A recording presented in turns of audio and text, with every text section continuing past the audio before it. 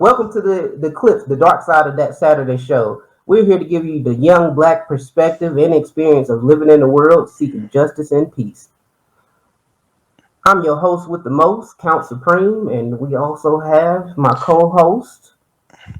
All right, your fellow co-host here, KenDav, as well, giving you guys a perspective. And just so you guys know, again, giving a shout out to the Albuquerque Center for Peace and Justice to let you know again, this is the more, if I may, this is the Run DMC, the Run Public DMC. Enemy, the NWA version of the Peace and Justice Center here, just to give you a great perspective here today. So it's an And if it's exciting day, public guys. enemy, I'm Flavor Flav. Absolutely, absolutely, absolutely. We need a clock. We need a clock up in here. So no worries, no worries. And Absolutely. our topic for today is, with the acceptance of black culture in American and global pop culture, do we honestly live in a post-racial society? That's going to be our topic for today. A very kind of heavy topic, but a little lighthearted, just to go into a little bit of history of some of our experiences. But to talk about this topic, really, is the highlight is the Super Bowl that recently happened in the past couple of weeks, and seeing the first time of experiencing a hip hop showcase for the halftime show, Hmm. that being world history in that case. But also knowing who it was. It was Dr. Dre, Snoop Dogg, 50 Cent, Eminem, some of the people who started the more gangster rap, and that I guess I would say, mainly on how other people view it, that darker side of rap. Hmm. And that being on the main stage and being in display, but also those people being the pioneers, the new age pioneers of where hip hop and rap has gone since then. Exactly, exactly. And well, before we get too deep, I want to definitely let you guys know to again like, comment, subscribe to that Saturday show, and again, express yourself in the comments as we go along. We definitely want to have this as a living, breathing conversation, and it doesn't end here too. So just want to let you guys know to do exactly that. 100%. So it definitely answered the question that we are asking. Do we live in a post-racial society due to the acceptance of black culture, black traditions in American and global pop culture? Put that down in the comments, on all the site and on any platform that you see us on. Knowing that we are the subsidiary, or the sub episode of That Saturday Show. So all the That Saturday Show fans and viewers know that you are still watching and you are tuned into the same program. There's new faces and new hosts and new perspectives. Exactly, exactly.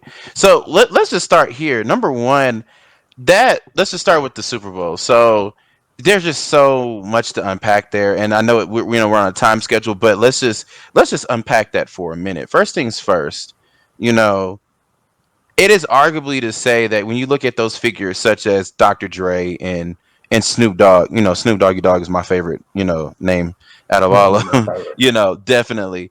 When you look at those names, you think about the first time. I can remember the first time that I heard those early records of The Chronic and Doggy Style. As a young kid, wasn't even supposed to be, repeating some of the lyrics. You know what I'm saying? So, but at the same time, just that being the music that a lot of us who are in our age is millennials that we grew up on. Actually, those same artists, they grew up on artists such as Parliament, Marvin Gaye, Sam Cooke, The Temptations, Gladys Knight, different artists like the Dramatics, different artists like that. And to think that was, in the 70s when they were growing up, and to think in the 90s when they were coming up, that's what we were listening to, and that's what we were influenced by. So I think it's definitely interesting how American pop culture, number one, takes shape in just that, when those are our Marvin Gayes, those are our Temptations, those are the people who we gravitate to now and still gravitate to now because those records are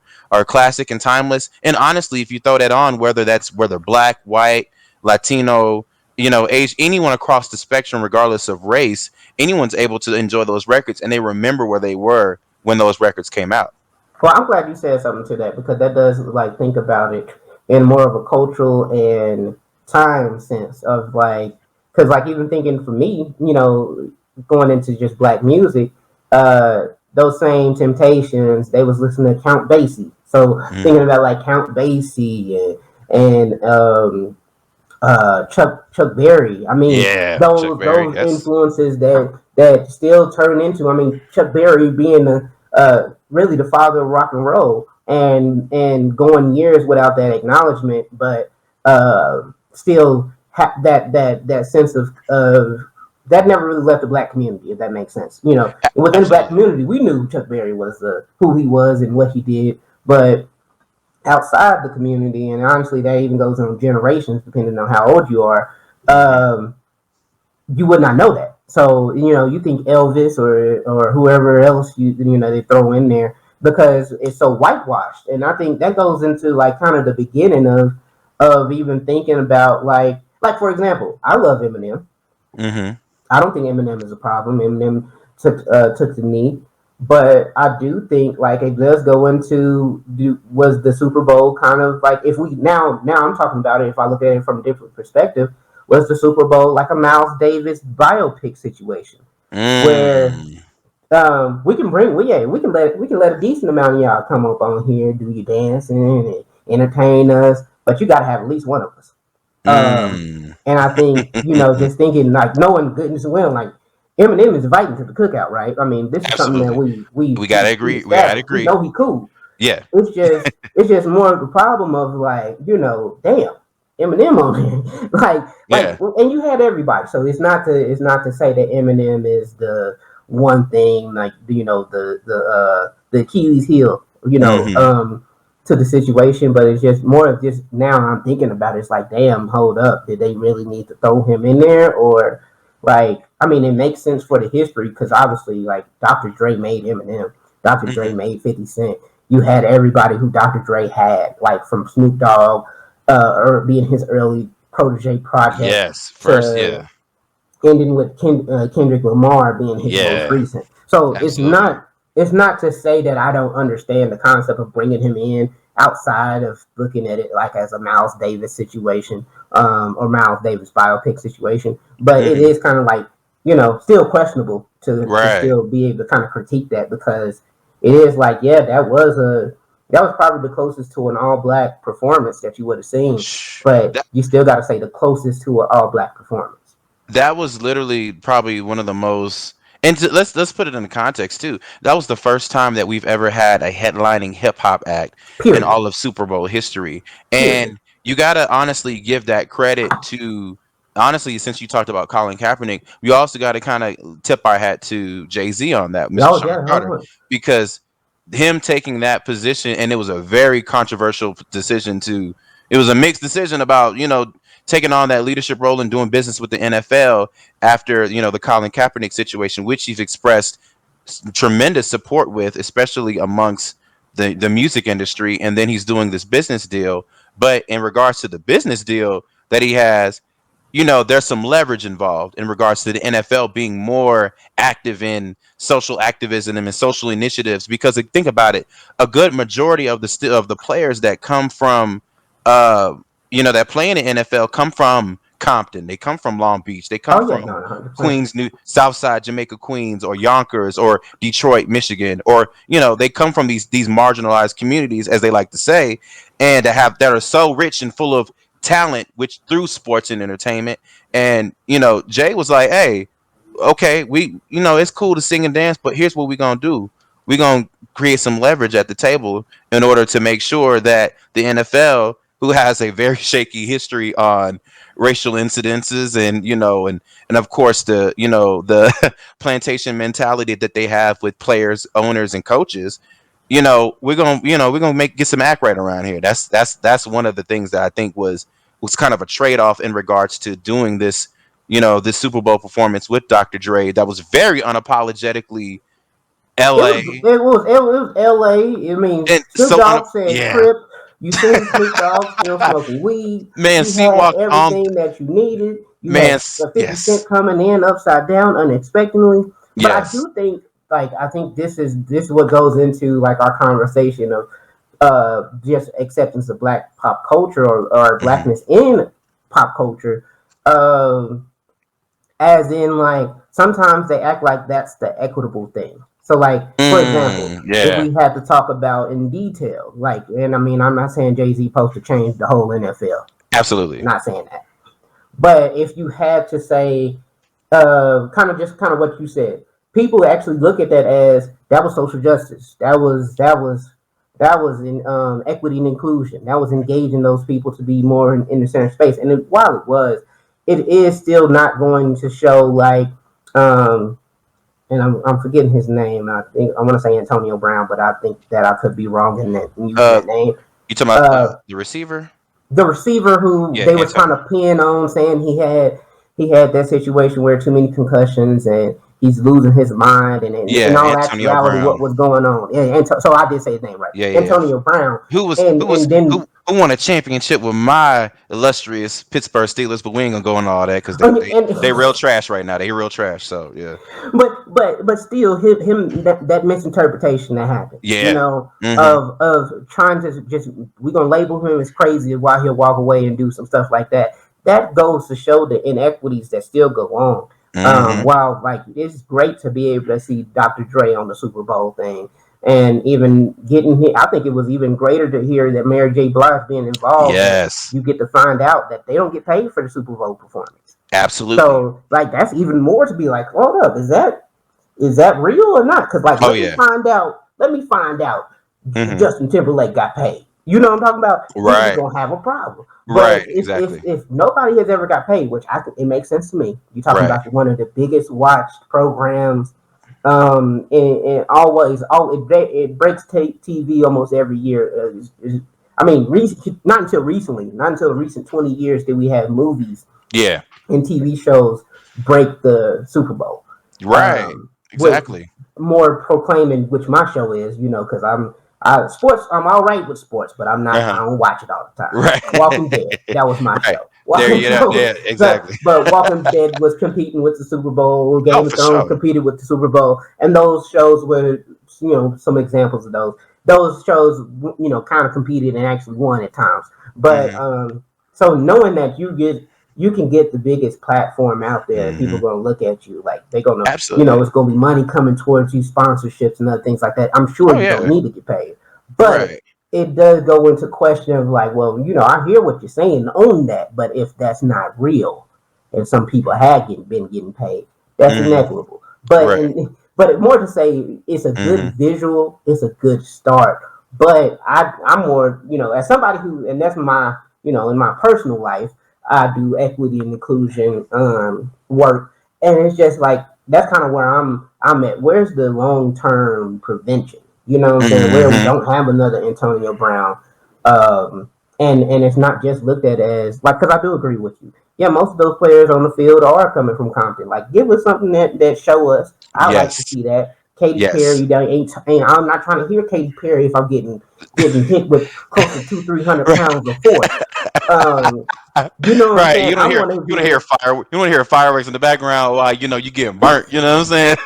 On the and field. You know what I'm saying? and nothing against Kanye West, but I ain't trying to hear none of that Right. while I'm out there. I hate to say it too. I don't need Yeah. to hear Jesus walk, and I know that's an old song and that's kind of reaching, but you know what I'm saying? Like, it's not too many commercial Kanye West songs I'm trying to hear getting hit. Right. Play that Kendrick Lamar, and that did Yeah. right. Let's be honest, okay? Let Yeah. me let me Yeah. Let's just talk. give a Let's little go into story that. to Absolutely. myself. Yes, Kendrick sir. Lamar, Good Kid, Bad City, coming out with that song. I'm gonna say Bad City, Good Kid, Mad Mad City City. song. Yeah. Thank you. Good Kid, Yeah. Mad City. Yeah. Listen, and I know this is a different program, but I just gotta speak to it just a little bit, just so I Yes. can get a touch Oh to my yeah. college life. Absolutely. Um, well, my college days, as they say. Um, the the first time I heard that song, I was at Mm-hmm. a party, and it was in November. Not even the first time I heard that song, but first time I heard that song in a party setting. Mm-hmm. Um, it was a party. It was November. It was kind of cold. I came in there and I was Fliz and Driz. And if you don't understand what that means, it's fine. Ur- Ur- Urban Urban Dictionary is your Dictionary. friends. Yes. Yes, sir. um, the song came on, and it was almost it was unifying. seeing Mm-hmm. as many black men up in that room Yeah. getting hype. And Yeah. I know, I mean, I'm not that big, but I was jumping. I'm jumping, rock, rock, rock, rock, man, down. I'm like, oh, yeah, that's all you see is Yeah. me going across. Um, and I remember that song had, I mean, again, being Sliz and Driz had me, I was coming down elbow hard on people, just falling on them, just coming. That was, Yeah, you was turned. Yeah. it's a song for the culture. It is. You know what I'm Yeah. saying? Yeah. If you understand what was going on between 2000, I want to say 2009 Mm-hmm. to that good old 2018. Oof. If you was Yeah. out on them streets surviving, Yeah. that song Yeah. meant something. And I think Yeah. that's just what it was, a good little time. I don't want to say this like 2017 when this was happening. So good little time. I'm enjoying myself, but it was the Yeah. hypest item been in life, and just having the whole we had that house shaking with that many people that was jumping up and down in there. So, Right. and then just talking about before the culture, and now that, and I think that song now being able to see that at the Super Bowl Yeah. took that song from the darkness, and not to even say, not no puns intended, but like Yeah. really took it out of the underground and put it out into the mainstream. And that is the symbolism that does go into like being able to see that hip hop is being accepted Mm-hmm. on a national level. Where at, I mean, this same time, um, well, this kind of just made me think about something else and how it's kind of like going full circle. But this Mm-hmm. same time, with those same individuals, at least with Dr. Dre, they would Mm-hmm. have been getting handled by the FBI Yes. in strange ways of them trying to turn them into saying that they spit propaganda and Yeah. trying to shut Yes. down their stuff, and that they're spewing hate and Yeah. organizing people to do violence and all kinds of things like that. But it does make me also go back to like we had the Super Bowl. So Yeah. let's actually talk about that was a point where hip hop was supposed to be accepted in the greater scheme of things. But Mm-hmm. then we had that same post, um, that same situation that happened not even a week later, of the New York mayor wanting to Yeah. ban drill music from social media and wanting to Right. organize against that. And then what does that look like? And then that kind of the thing is like, that's not a post-racial society, even though he was black and he was Democratic. Mm-hmm. Um, that's not a post-racial society for us, because in Mm-hmm. the end, who makes drill music? It's probably like one or two, three, four, Slim five Jesus. white, people doing drill music. And he's not Everywhere credible, so else, everywhere else, you know what I'm saying? Yeah, yeah, like you said, exactly. Slim Jesus. You know what That I'm guy. saying? What? And Right. like And even then, let's even go into the we go to definition Africa. of Who's doing drill music? right. Africa, they doing drill music in Africa. They doing it Yes. in England. They doing it. They drill music is the new Mm-hmm. gangster rap, because it's people and what is rap? The voice of the people who are oppressed. That's what it's Thank you. supposed to be. So Exactly. these are people who are oppressed. Oppressed. It just may sound violent, but it doesn't mean that they are doing violence. And honestly, you should train your kid to know damn better. Hell, because Thank you. and Thank. excuse my language, but they should know better, and you should train them to know this is a Mm-hmm. song. This person probably didn't even do what's in this song. That's the new Right. thing for you Right. to add. Right. But this is for your entertainment. But it's also to Mm-hmm. help you think like, I don't want to do that. Like Boys in Mm-hmm. the Hood is not supposed to make you be like, oh yeah, I want to be a Boys in the Hood. Like you hear Right. what it said. Boys in the Hood are always hard. You keep talking that trash, we're gonna pull your card. I'm not trying to get my card pulled. You know. And again, people, Urban Dictionary, if you want to I'm look this up. ridiculous. Exactly, exactly. And the funny part about that is the most of the people who write these songs, they are most sometimes the participant, but most of the times they're the observer. I do Oh remember yes. I if you look at the profile of Ice Cube, someone who was a founding member of the group, which ironically goes back to NWA, who's also our illustrious Dr. Dre, who was at the Super Bowl, of course. Mm-hmm. They when they wrote these songs, a lot of these songs were the observer, seeing what's going on and reflecting the different realities that's going on in their neighborhood and seeing what's going on out their window. Yes, in their neighborhood there was gang banging. In their neighborhood there were, it's Reaganomics. There's the crack era, the crack epidemic hit the area. There's, unemployment. There's, being bussed out of the neighborhood, your own neighborhood, to go to a different neighborhood to get a better opportunity. All of these things culminated into the Bataram, Daryl Gates, the LAPD. All of these different things culminated into what we call Operation Freeway. thank you. There's a lot of different factors that come into play when you come into, gangster Music. rap, so-called gangster rap, into urban music or black music. Because Well, again, look at the conditions that was going on. Marvin Gaye said, "What's going on?" He listed the Marvin Gaye. conditions. The ecology makes me want to holler. He talked about all of these records. Don't Mercy, push me mercy me. because I'm close to the edge. Thank you. All of these records. Hey, that don't push me because I'm close to the edge. That That's a think about threat. That's a that's a threat. promise. And then Yo, think about, and let's just even tying it back to Ice Cube. What yeah. did he do? Check yourself.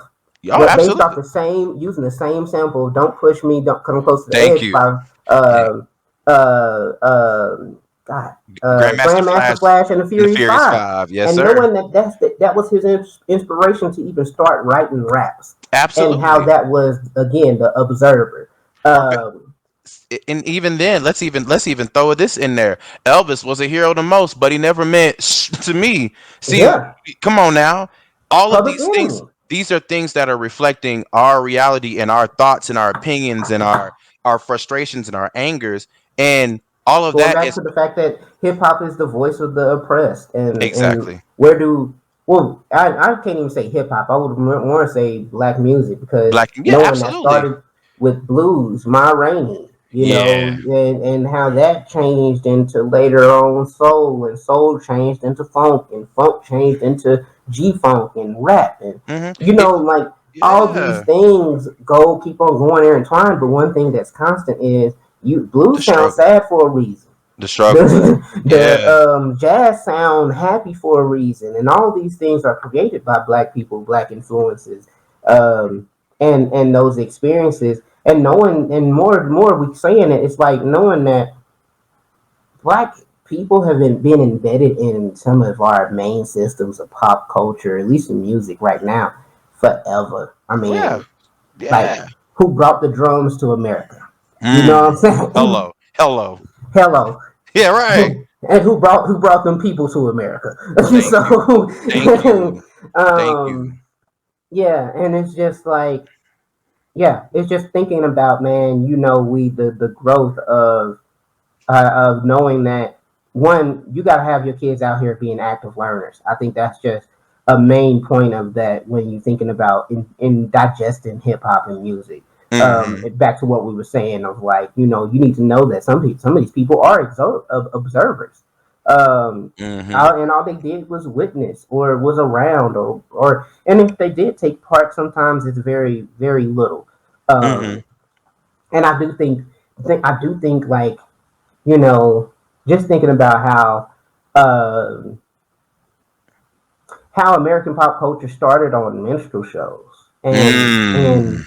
that was song, dance, visual, acting, music, and that was Hmm. all the white person interpreting that, and misinterpreting and interpreting it as a caricature, as Jim Crow and these other, pickaninnies, and Yeah. uh, uh, all kind of other caricatures and stereotypes that branch from that visual, Hmm. and knowing Right. that that's the basis of American pop culture. But actually, not just American pop culture, because Americans are the ones who created the term, global pop culture. Global pop Mm. culture, we influenced that. So Hmm. to even say, like, yeah, we was enslaved, but white people still took what they could from us and used it for their entertainment, which eventually turned into us not having to use blackface, and us doing that same thing, and how that Mm. slowly got us on the point of being able to constantly regurgitate the same old foolishness Thank you. of whiteness and other forms of oppression in America. and Absolutely. and that being the normal view of how you view a black person in America, and not that we view it ourselves as such, but some of Mm-hmm. us have because it's been indoctrinated over time. But Mm-hmm. how people who are not from America come and Thank view you. us, and that Thank you. messes with our relations of like for example, we know Africa. I mean, it's a bunch of black movies that we have that has Africa golden on our flags, our Pan African flags, and all that. But some Mm-hmm. of those movies scare Africans when they see them over there because you got ministers and other people who have influence from America, and most Mm-hmm. of them falling into that stereotype of whiteness, not that meaning that they have to be white. And they tell them that watch out for them black people when you come over to America. You Mm-hmm. know, don't be Mm-hmm. like them. You could fall into it, and tell them too that sadly once you come to America, they don't care if you're African. If you look like Exactly. me, you black. Then that Exactly. means you get treated as such. And it takes Exactly. them a while to kind of understand that until like now we do have times where your accent probably can take you away and might be like, oh, you're not like the rest of them, Mm-hmm. but you still don't get treated like somebody. Right. And then let's even dive into this.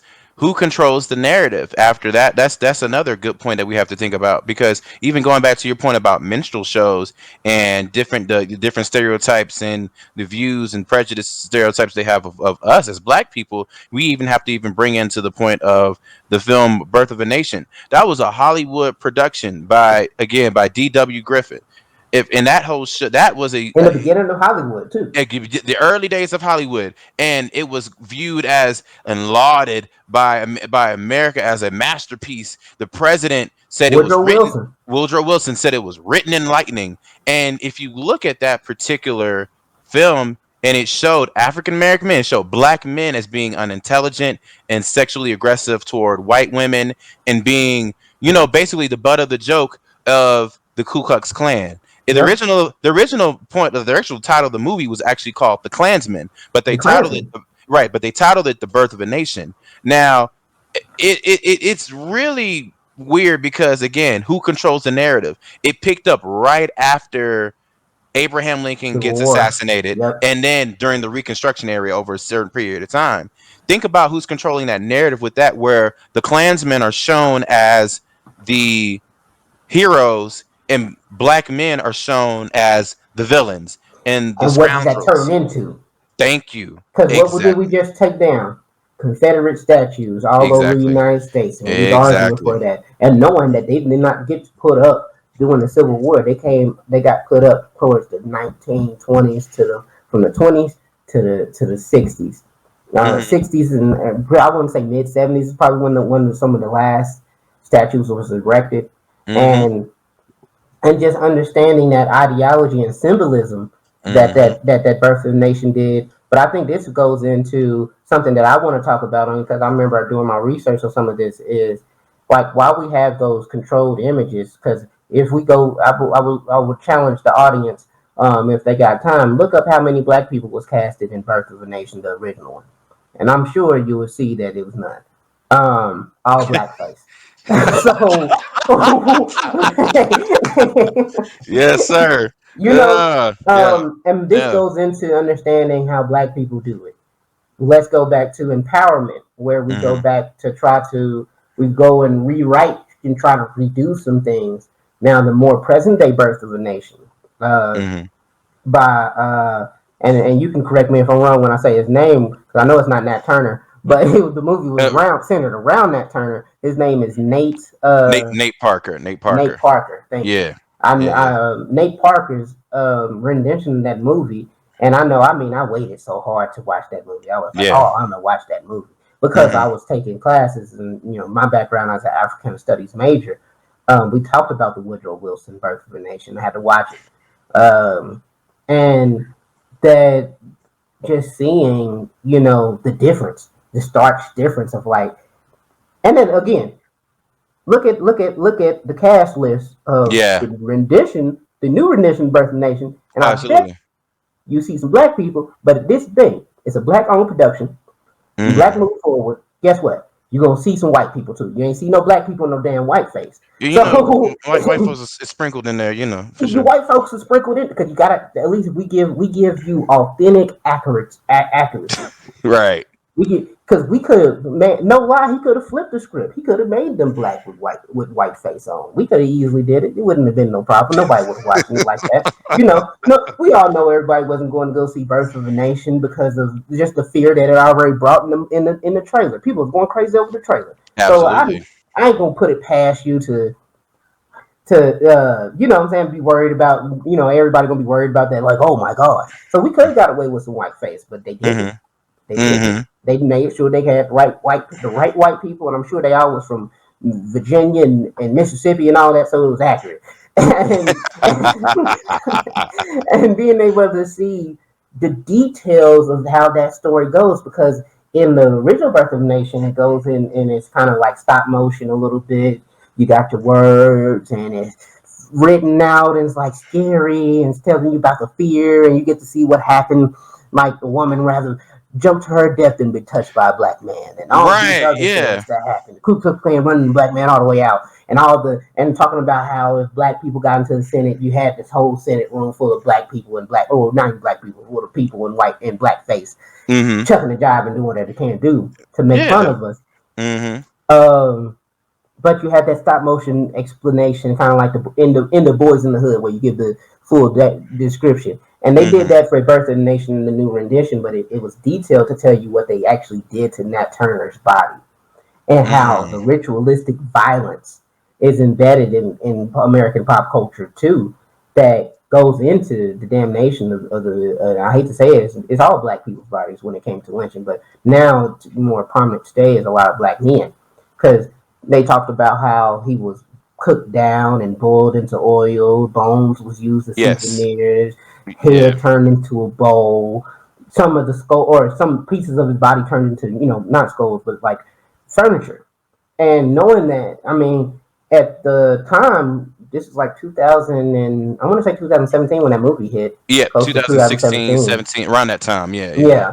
Um, they were talking about how they only had, that was when they opened up the African American Museum at the Smithsonian, and Mm-hmm. they had the Bible of Nat Turner, but Yep. they said they couldn't recover none of his remains, but they did know that the remains was in custody of one of the South Carolina senators and Wow. his family. Wow. And so that is something that was out there. And I mean, if I had that article, I'll be able to pull it up or something. But Mm-hmm. that's something for the audience to definitely look up in their spare time too. For But sure. yeah, you can look that up and be able to see a lot of his remains are still in possession of some people, Wow. and it's just crazy to think like someday they're probably going to sell off that skull Yeah. and they're going to make money Yeah. off of it, Yeah. and it's still going to be the exploitation of black bodies. And that's just the craziest thing about it when it comes down to things like that, because that's what the movie shows you, and so it Yes. gets to show you a whole nother side of America that we don't talk about. We don't talk about white America that much. We Right. joke about the only joke we have that's standing is Dave Chappelle joke talking about Sunny D. Again, look up the joke. Look up It's the joke. yes, it's a whole different Killing them thing. softly, Dave Chappelle. Yes, That's the stand 2000. up. Yes, sir. Also, But also, too, guys, don't want to stop you too long because we're yeah, no, continuing. no, Conversation still good. going on. Still, remember to comment, and subscribe to that Saturday show as well. And again, continue to have the conversation down below while we're still going on. And again, join the party. Still going on. All right. Yeah, put them Oh, likes up. Put them likes up if y'all want to exactly. see more of us. Thank you. The algorithm, you know about algorithms, you know what time it is. Let's keep it popping. One thing I wanted to actually bring in, since with the post-racial society, the thing that we wanted to do, I wanted to establish a true definition of what a post-racial society is. But first, I'm just gonna let's tie it into this because this is when I really heard it. Now, 2008. Everybody remembers what was going on in 2008. Biggest story of the year, of course.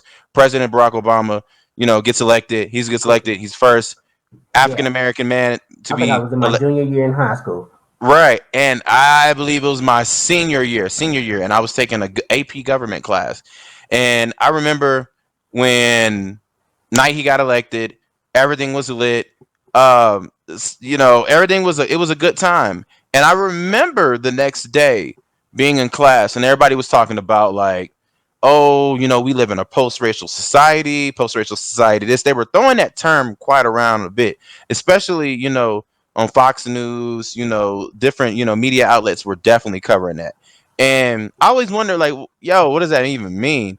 And later on, as I've got more well versed with, of course, with, sociology and race and class and different things of that nature, post-racial society basically means is, in a nutshell, it basically means a kind of community where that doesn't have racism, because the people within the society don't care for race, and they show more for content of character. Yeah, The Martin Luther King Jr. philosophy, if you will, the one that a lot, I hate to say this, and it's gonna sound really no, you're bad, but right. I don't care, that a lot of people like to use and exploit when they want to, When but they we ain't gonna. want to, Exactly. especially talking So about civil rights. thank you. Thank you. Exactly. So being in a post-racial society, and all of the great things that we've talked about before, previously, with hip hop culture, with black pop culture, and just that being a part of just American pop culture as a whole, people are always saying we live in a post-racial society, and with not even the trial with the police officer who killed a young man, and then of course the police officers who served a no warrant search, served a new, into the, going to this young man's apartment, and they're killing this man, that looks like me and my host here, that's sleeping on his friend's couch. I could be on my homeboy's couch over And here, yeah, and they could for easily just real. blow me away. Well, that's the other thing. That's the thinking of now. Let's go back. Let's Mm-hmm. go back to 2018, and then let's think about was that for me? This would be my first vote 4 years later, Yep. or yeah, 4 years later. Mm-hmm. 2012, Trayvon Mm-hmm. Martin. Every Yep. time we get to a point where we talk about are we moving towards moving forward to be able to end, and knowing that a post-race society is only talking about racial oppression and ending racial oppression, knowing that oppression has many hands, Yes, many sir. fingers, and many ways to be able to look at it, especially if you look at it from an intersectional viewpoint. So it can Mm-hmm. end, if it could end racism, but it's Yeah. not ending colorism. It's not Mm. ending sexism, ageism, classism, Mm-hmm. any ism that we throw up in here, Right. other than the ism itself. It's just and if you Urban Dictionary for y'all. Right. Um, Right. but it's all the anything with an ism is a system of oppression, and knowing Mm-hmm. that race is only one finger of the hand, Mm-hmm. and the whole center being oppression, it don't mean nothing.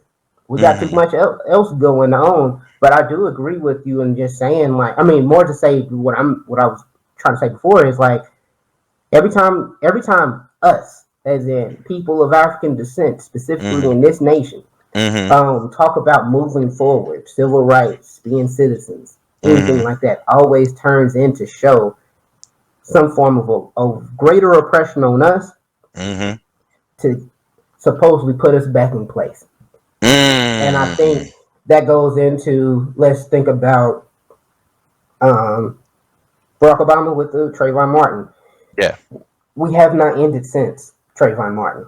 It's gotten Every worse. year we have had at least one or two shootings from police officers and Mm-hmm. or vigilantes, Yeah. um, under the sense of protection or self-protection or Mm-hmm. fear or whatever, fail to realize they decided to take these jobs. Like, Yep. if I didn't want to be put in a situation where I might be dealing with somebody with a knife, or dealing with somebody who might be crazy, or dealing with somebody that might want to cause harm, I would decide to, like, not be a police officer. But if Thank I you. know I want to help those same people, and knowing Mm. that the original system is, this is supposed to be the ideology behind our police work, is restorative community, restorative practice, restorative, not Mm-hmm. restorative practice, but take somebody out of the community to restore them to where they can be integrated back into community and Mm. society, where they are still peacekeepers and duly rightful citizens, right? But we Mm-hmm. create criminals. We take people who are trying to survive. We put them in prison. We turn them into criminals, and we put them back out there. And they actually are, like, where they wasn't that much of a threat to society, if a threat at all. They are 100% now a threat, because you broke them away from society, put them in a whole nother world, and told them that's Mm-hmm. their reality for even if that's a week, it changes you. I mean, we can look at the Stanford prison experiment. Mm-hmm. They Exactly. was only in there for I believe a month. The Yeah. kids were crazy. Nuts. Still suffer from PTSD to this day Mm-hmm. from that one experiment, and even how and they even looking in how it affected their kids, and that's what started my understanding of the epidemic epidemic memory or something like that, where epistemic memory, one or two, but it's something that it Mm-hmm. you your trauma, your memories are so traumatic that it ingrains itself into your DNA. You have Yes. kids, it's ingrained in their DNA. They Mm-hmm. will start to react to things that they don't even know about, and it's coming from your ancestral genes. And that Mm-hmm. means to say, like, for example, with me, I don't like too many open bodies of water. I can swim. I Right. can swim in every body of water. Right. I went to California, seen the beach. Honestly, it's overwhelming for me because it Right. makes me start to think like so many other things. Like it's a whole nother world underneath there. Right. One, there's no science, but two, it's just also like an innate fear of like, I mean, for all I know, some of my ancestors didn't make it off the boat or didn't make it in, or Right. they were. That's the other thing. Like knowing about history, they probably was pirates before. They Absolutely. probably never was enslaved. And there was pirates doing their own thing, moved to America, did their own thing then, and later on they descendants then accidentally got caught up in some mess, whatever. Right. But Right. it's just certain things I know that I don't mess with, and it's Right. just innate. So it made me just understanding that we have that experience, and that those people in prison have those experiences too. Mm-hmm. But knowing that we don't live in a post-racial society, because why are they going to jail? 13th Amendment. Where did the 13th Amendment come from? Mm. And that's an interesting point too. I want to act for all of our viewers. I definitely want to have them definitely look up the 13th Amendment, but I'm going to go ahead and just give you just a Yeah, we shortcutted can. version. Uh-huh. So the 13th Amendment basically, again, for those who don't know, abolished slavery and involuntary servitude. However, except as punishment of a crime.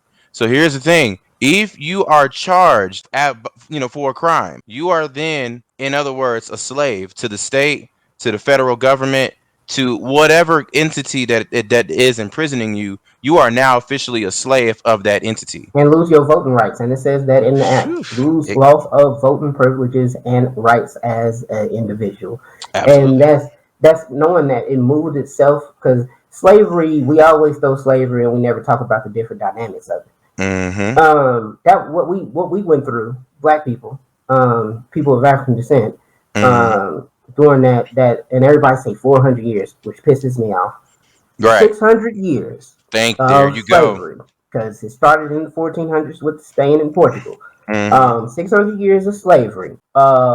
Dang, I feel like I lost where I was going with it. What I was going to say with that? No, you were talking about. Of course, we were talking about the 13th Amendment, and then of Oh, course, yeah. 600 years of slavery Yes, there you go. is happening, and that was chattel slavery. Thank you. I'm sorry, I was definitely off. No, you good. I got you. And that ended in America with the 13th Amendment, but that only ended chattel slavery. It did not Mm-hmm. end slavery, because Mm-hmm. it turned it into punishment slavery, prison Mm-hmm. imprisonment, which is Mm-hmm. still enslavement. Mm-hmm. And that goes into who was the first people that was supposed to target. Black codes, Jim Crow laws. Yes, sir. We going into, and that goes into pop culture, right? Jim Crow, the beginning of American pop culture, right here. Yes. Jim Crow goes around the world doing these Mm-hmm. minstrel shows and things. Yeah. Turns into Jim Crow Crows. laws that happen in Mm-hmm. the South, Mm-hmm. and those being laws that persecuted black people. Let's say, yeah, you are free now, but you actually need to have a job. That's the law of Virginia, not the United States law, the law of Virginia. Yep. Because you ain't got no job, guess what? You broke the law. You going to jail. Now you in jail, Right.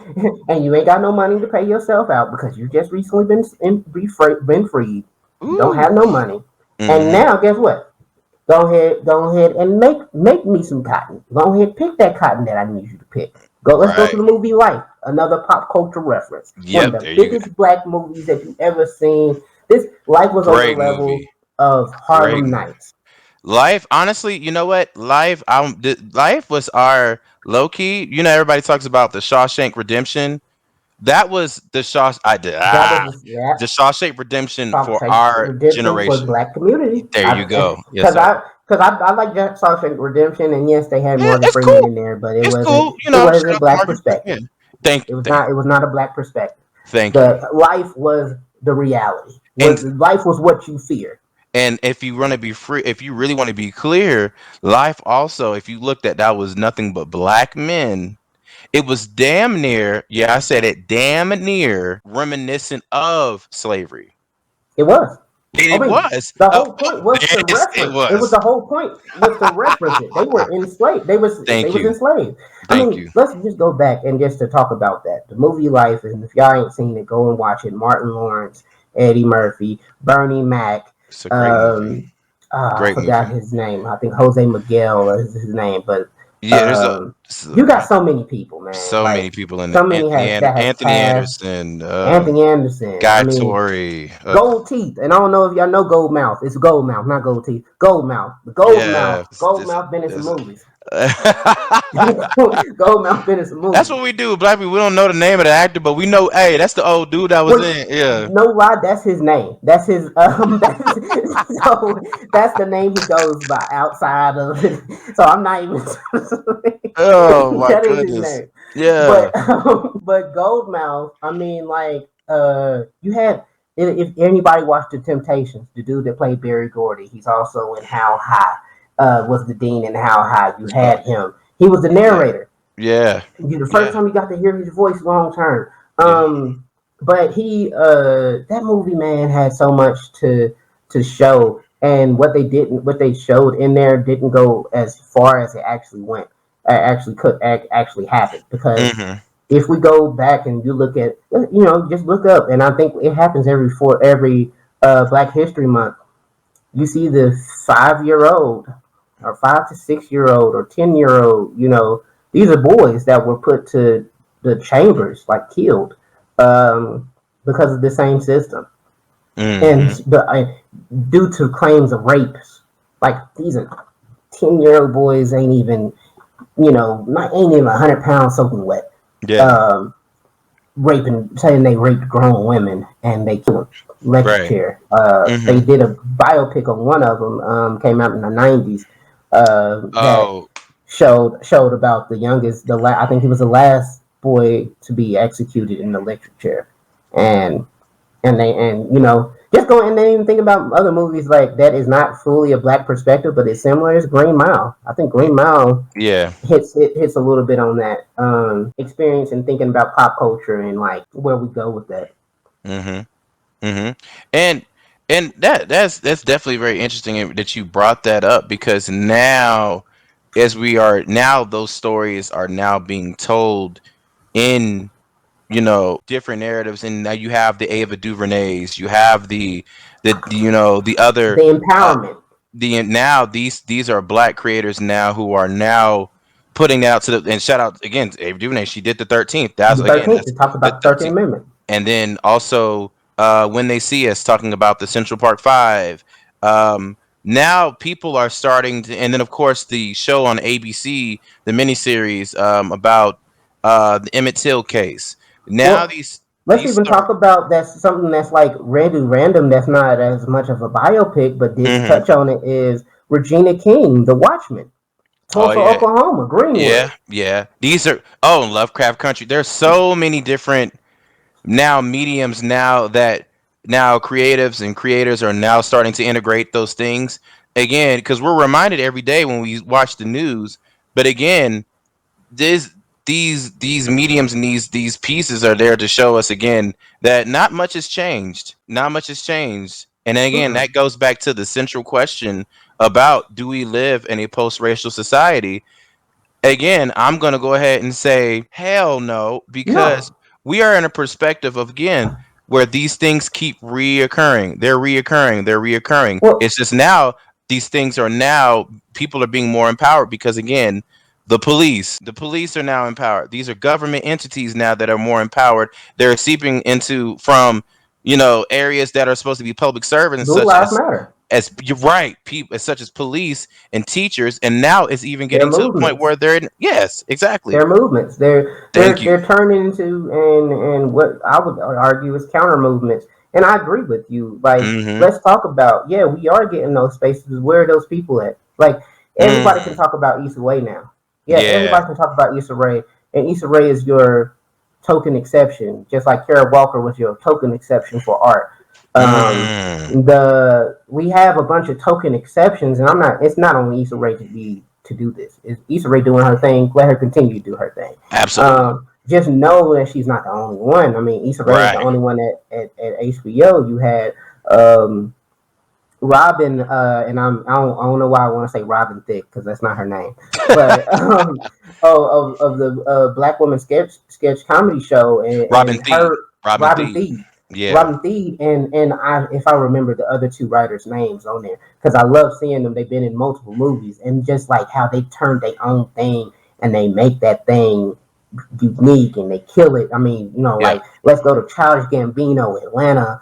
Yeah. Again, Ava Devine. You have Kenya Ryan Burris. Coogler, Kenya uh, Burris, of course. Kenya Barris. You Yeah. have um, um, Peele.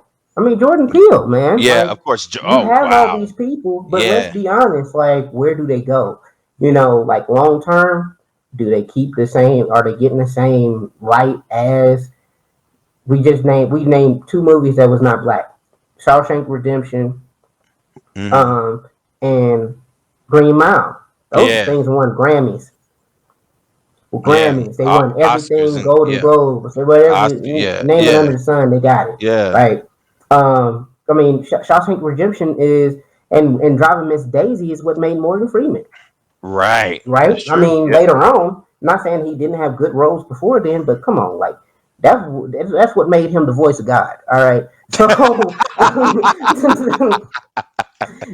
you know, Exactly. so it's Exactly. like you gotta still understand like it's still a problem because Absolutely. we don't put those directors up there. I mean, we just had a legend pass, and I still don't even think like a lot of people in the black community understand it. Hmm. Melvin Van Peebles, man. Yeah. Melvin Van Peebles, the father of black exploitation. Yeah. The beginning to be able to Begin. create the space for your Ava Devines and Hmm. your Ryan Cooglers and your Black Panthers. I mean, Yes. Yes. him and Gordon Parks, Yeah. right? Gordon Parks. I don't remember. See now this is where it goes into me not knowing names. Ruby Dee's husband, who was the mayor in Do the Oh, Right Thing. Ozzy. Oh, Ozzy Davis. Ozzy, Ozzy yeah, Davis. Ozzy Davis. Three Yeah. Pioneers. They have a movie on YouTube if you ever go and watch it. I think they're called The Three Pioneers. I think the documentary is called The Three Pioneers, and it gives you their perspective of how they influence film. But my favorite, Melvin Van Peebles, man. If you ain't never seen the movie Posse, it's on Netflix. Go watch that. That's the movie for Black Right. Western, period. Yes. And it has his son Mario Van Peebles. But my Yep. favorite black exploitation movie is Sweetback's Badass Song. And then the Mm. biopic that his son Oh Mario yeah, Van the Peebles document. Yeah, did, yeah, yeah, yeah, playing yeah, his dad yeah. in Badass, and it Crazy. talks about the behind the scenes of how that was something that came out of nowhere. Melvin Van Peebles got his acting degree from moving to France and them knowing they would give him directorship and stuff like that. He didn't go to your school, your Yep. classical schools, because they didn't allow him in Hollywood. But then how Exactly. he went out there, did business. He did his if he went, when he went to school, he did only business and economics and stuff like that. He went to France, comes back, he's writing, Hmm. he's filming. That's where you see Watermelon Man, right? Right. Or Exactly. is it How to Eat Your Watermelon in the Presence of White Uh, People? One of the two. I believe it is. Yep. How to Eat Your Watermelon in White Company. Yep. That's In it. White Company. But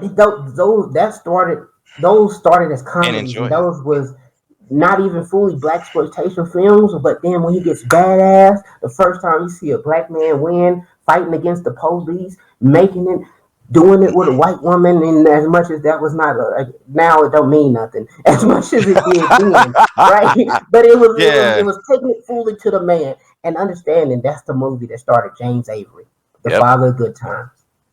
The Mr. Um. McDougal from I said James Avery. Damn, I'm saying did I say the Uh. wrong name? You're talking about. I cannot remember his name to the. Oh, yeah. I do know his name. John Is it Amos. John Amos? Thank you. I'm sorry. Yeah, I'm throwing names I'm all here. I over got you. I got your back. I got you. I got you, my man. John Amos. Yes, Yeah. John Amos. Mr. McDougal from Dang on Coming to America. Yeah. Like, Exactly. The, and how he started. yeah. He was playing for the Chiefs, and I'm from Kansas City. So Yeah. we was playing for the Chiefs in Kansas City and then hopped on that movie and now became, still one of our acting legends. Yep. Um, and so just seeing that those things paved the way, but how he had to do it. That's what he started the Chitlin circuit, and Hmm. trying to make sure that he can get it out there. And he had to put it in X-rated. He had to make it X-rated just to get what he wanted. And now Exactly. where we're at is like we can do those stories, but black people gonna support it. But even if we support it now, they can find other ways to kind of hide it. Hmm. Algorithms and other things like that. And that kind of Hmm. makes me think about, we talk about post-racial society.